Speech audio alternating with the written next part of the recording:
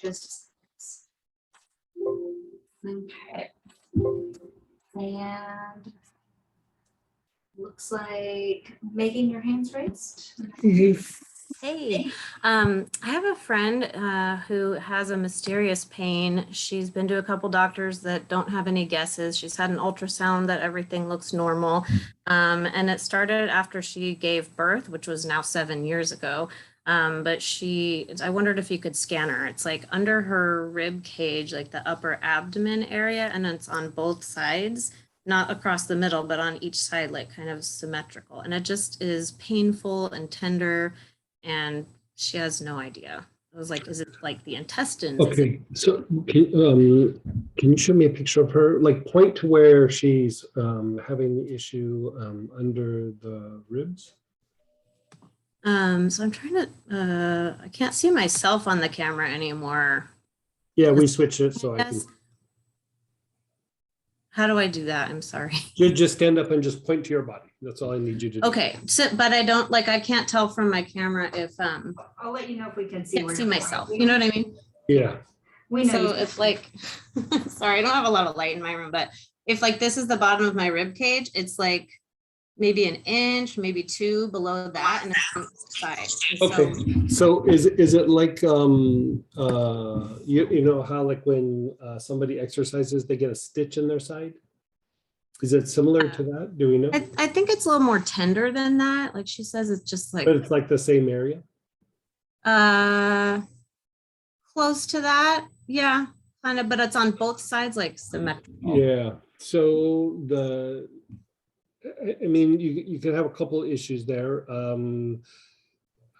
The first one is it could be just an issue with the diaphragm itself, but most likely there's this muscle on the side of the body called the serratus anterior, and it's kind of a little bit more up by the shoulder blade, but on the side, like like here.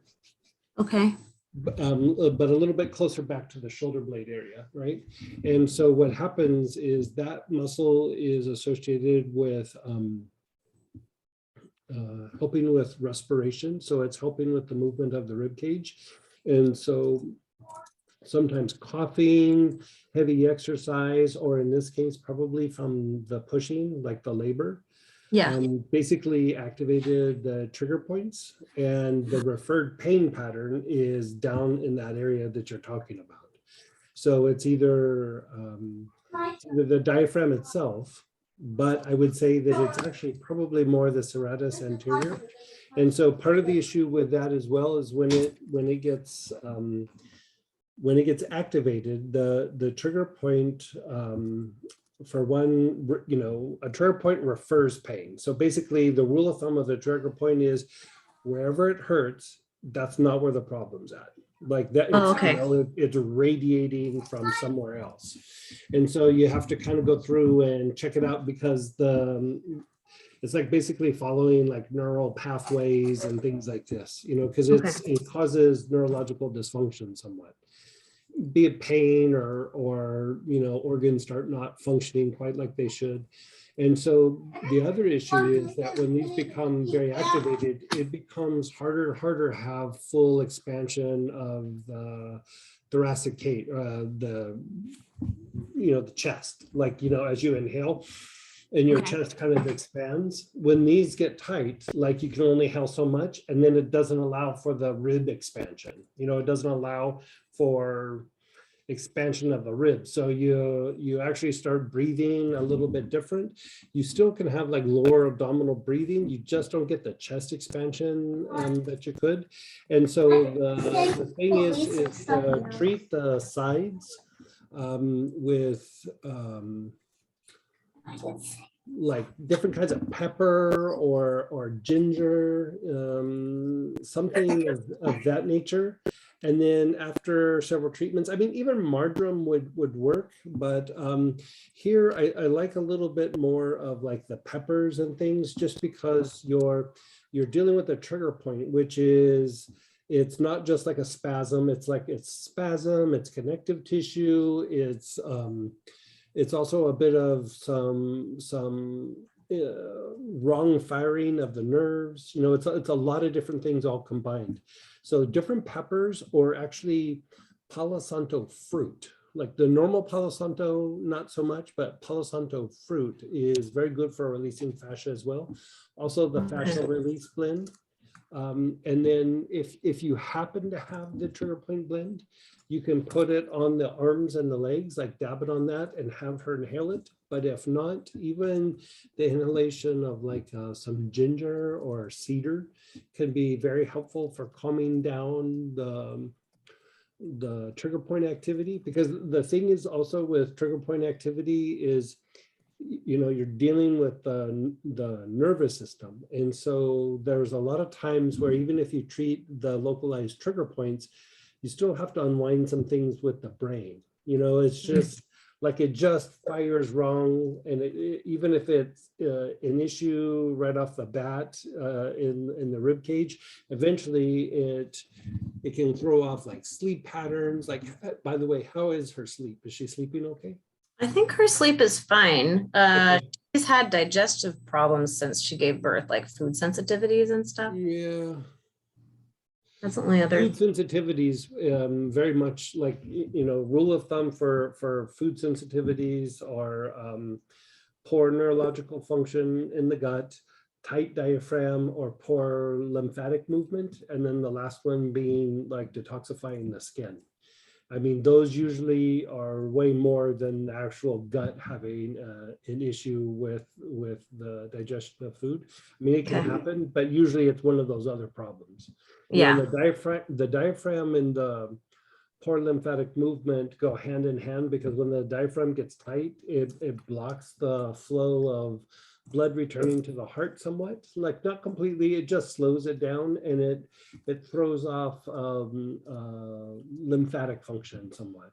And so it will just eventually make the gut toxic. And so with all of that, I would still stick with what we know here. I treat the sides, you know, just if you're not sure, you know, just treat the whole sides of a rib cage, like from the area of the shoulder blade, you know, kind of down a little bit. And I mean, you could put something on the spots, but honestly, unwinding it from the side is going to probably bring her way more relief than actually topically putting something on that. And then go to the website, trigger points with an S, like points, .net, and look up serratus, which is SERRATUS, and then anterior. And you know, RATUS? I think so. I mean, I could be wrong. Okay. Anatomy, like, you know. Triggerpoints.net. Okay. Yeah. Okay. You see it? I didn't look it up right now, but Okay. Yeah, actually you mentioned that, I think you mentioned that muscle before. I think I looked it up before. Yeah, it's Sometimes a have little bit of rib. a prankster. Like it's a little bit of a Yeah. prankster when it comes to respiratory issues, and it will do kind of a pseudo like liver pain on the side of the liver, and if it's on the other side, you know, people will suspect like an issue with the spleen. Yeah. And then, you know, they go through, they get tested, and nothing comes up. And, and the issue is it's just referred pain from trigger points. And eventually it does cause dysfunction in some of the organs, but even the serratus anterior, I don't know that it causes anything down in the gut other than poor respiratory function, which eventually translates into like food sensitivities and allergies and things like that. And so, you know, you can also treat it with energy by going through and cleaning it with a lot of green and a lot of sweep with green and red, like green and red. Okay. Yeah, but sweeping, not even energizing, just sweep it. Okay. Yeah. Thank you. And then also, if that doesn't work, let us know. But between that and treating the diaphragm, like after you unwind it, you might have to unwind the diaphragm somewhat. So then you just go back to like hyssop or larch or, you know, mango, you know, something like that. Okay. With the pepper, ginger, Palo Santo, are those just all inhalation? No, they would, I'm sorry. Yeah, that's a good point. It would be topical. So if it's pepper, you could put it on neat in the area, or neat with a little bit of massage oil. And the Palo Santo fruit sometimes can be a little bit tingly on the skin. So I usually mix it with a little bit of massage oil. But I mean, you can take like a teaspoon of massage oil, like sesame oil, and put in like 10, 15 drops, and then, you know, rub it, and then, you know, just rub it on the spots. Okay. Okay. Yeah. Thank you. It might take a few treatments, like trigger points can be, stubborn's not the right word, but they get kind of wound up. And Okay. the issue with trigger point sometimes is they start to activate surrounding trigger points. And so sometimes you're having to treat a little bit more than just the one trigger point. But I find that if you go through and you do something with the brain, it cuts down the amount of time that it takes to treat them. And so for the brain, you can use something like sage. You know, something, it doesn't have to be anything crazy. Just like sage will usually unwind it.